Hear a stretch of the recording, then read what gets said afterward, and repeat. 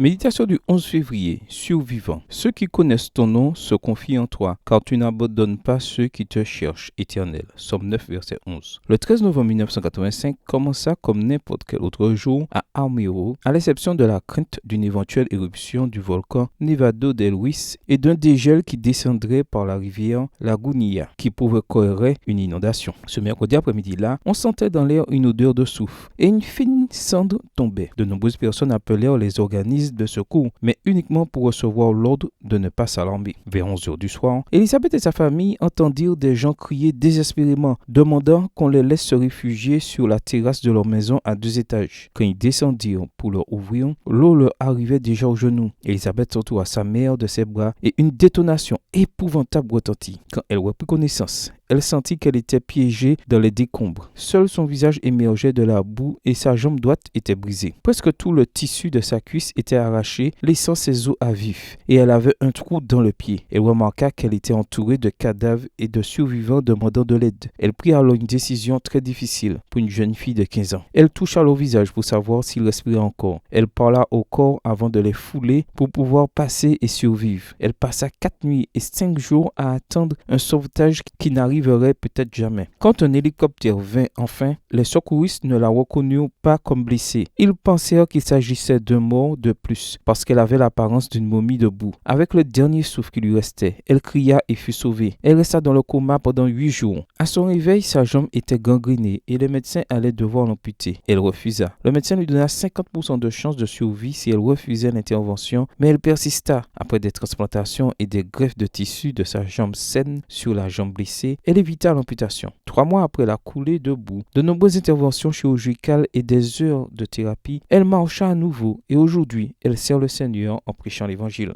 Dieu te dit aujourd'hui, tu n'as pas à traverser une telle catastrophe pour me faire confiance. Tu n'as pas non plus à supporter des épreuves difficiles pour prendre aujourd'hui la décision de me donner ta vie et de me servir de tout ton être. Veux-tu aujourd'hui placer ta confiance dans le Seigneur? Bonne journée à toi et que le Seigneur te bénisse.